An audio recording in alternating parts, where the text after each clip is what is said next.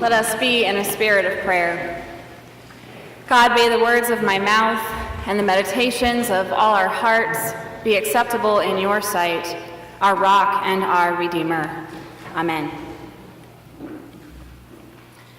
So I spent 10 summers working on a farm and running a farm stand for family friends. When Dale, the farmer, like a second father to me, needed help with baling hay and straw, I was sometimes part of the crew and experienced the torture of stacking hay on hot summer days. Thank you. Working with a bunch of guys on the farm was mostly fun. I was like their little sister they made fun of all the time. One day we were haymaking. Thomas was unloading the bales from the cage attached to the tractor and throwing the bales onto the ground. Dale would then pick them up and put them on the elevator. The elevator was an old rusty conveyor belt that would shimmy those bales up into the barn where Kyle and I stacked them. So I grabbed my next bale on that fateful day and felt something slimy. Lo and behold, a snake had been in the field among the uncut hay and had somehow become a part of that hay bale. Naturally, I investigated and saw this gross, deceased snake I just touched and screamed. Not a short scream either, more like a prolonged banshee call. So simultaneously, I released the hay bale into the air and I fell over backwards. So Thomas, Dale, and Kyle just heard me scream and saw me throw a hay bale into the air and fall over, so they thought I got hurt somehow. Bad accidents can happen on farms when you're working with all this heavy machinery more than you might think. So those guys all ran to help me, only to discover that I had fallen over and screamed bloody murder over a dead snake. I never lived this down. They laughed so hard, they cried and began wheezing with all the hay dust in the air.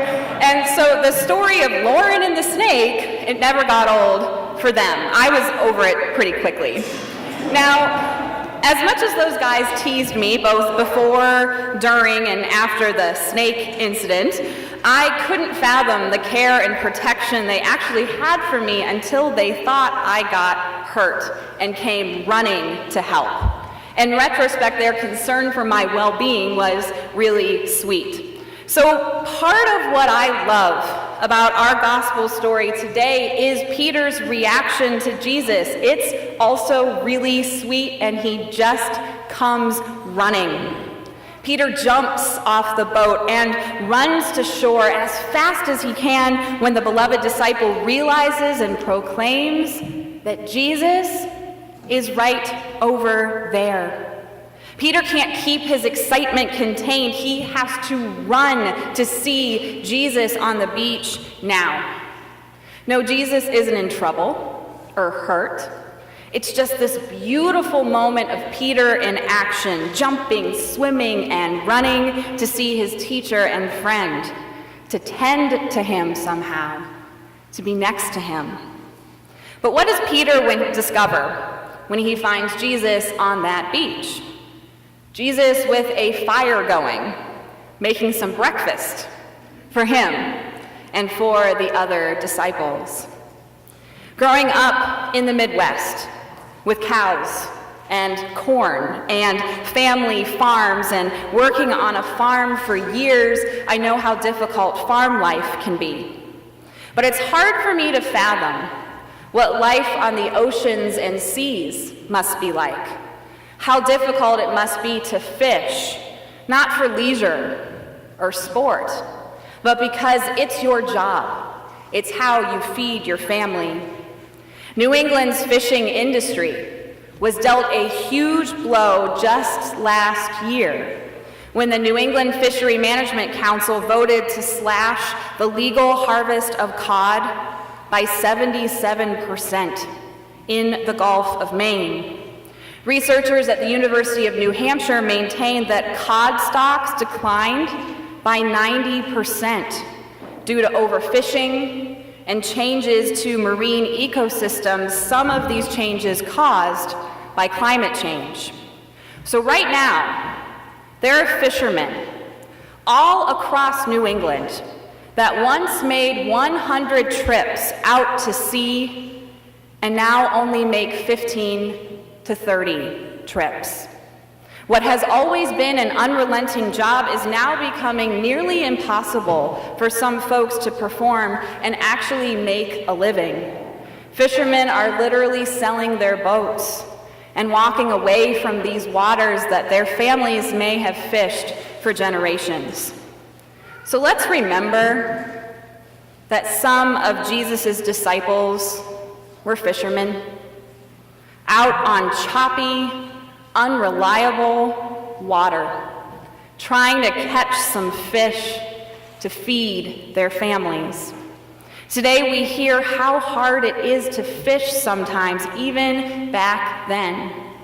The verse we missed today by starting at John 21, verse 4, is that the disciples were out fishing the night before, and they caught absolutely nothing.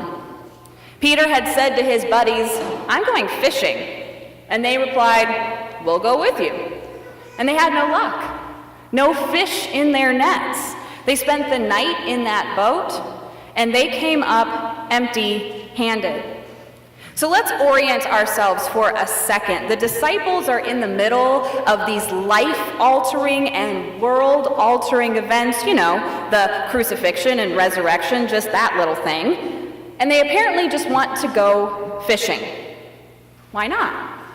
After all, cook someone fish and you feed them for the day, but teach someone to fish and you can get rid of them for the whole weekend. Peter just declares, "I'm going fishing." And the disciples chime in, "We'll go with you."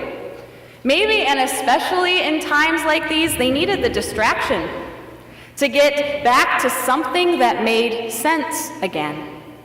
As Episcopal priest Gary Jones points out, isn't this exactly how human beings deal with emotional overload?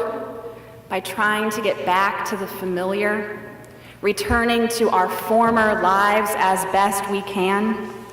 The disciples try to retreat from the resurrection by going back to their known trade, fishing. And yet what they discover is that Jesus is already there. Jesus is there waiting to serve and nourish them once they get out of their boats and get back to shore. There is no going back to the way things were. We can't flee from the presence of God. We can't go where God is not. For just after daybreak, Jesus is standing on the beach. A new day has dawned. Jesus tells them to lower your nets on the right side of the boat. And their nets become so full of fish that they can't even hardly haul in that catch. And it's in that moment that Peter springs into action. Apparently he was fishing naked, kind of weird, but then he puts on his clothes and jumps in the water and comes ashore to find Jesus already cooking some fish for him. This man who already taught Peter how to fish for people is calmly making him food. Jesus says, "Bring some of the fish you have just caught. Come and have breakfast." To receive care and nurture and receive it abundantly. So abundantly that their fishing nets could barely hold the catch of the day. Well, if this doesn't point to how God can work in our lives, I don't know what does. The thing is, sometimes we fish all night and our nets are empty. In my case, sometimes we find a gross dead snake in our bales of hay, okay?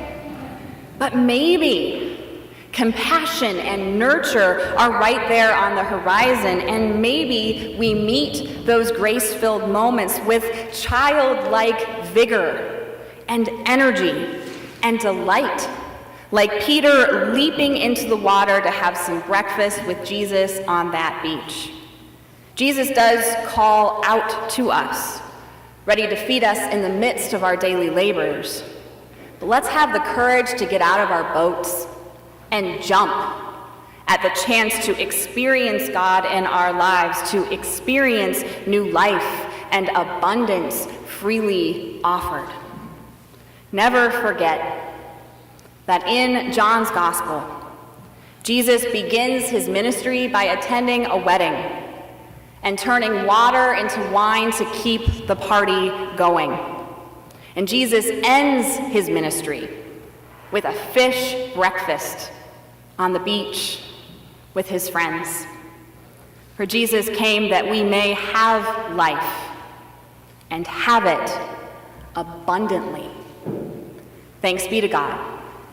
Amen.